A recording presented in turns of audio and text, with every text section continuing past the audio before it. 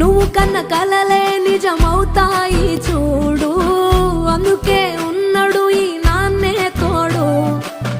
దశరథ మహారాజే నాన్నై పుట్టాడు, నువ్వు రాముడంత ఎదగ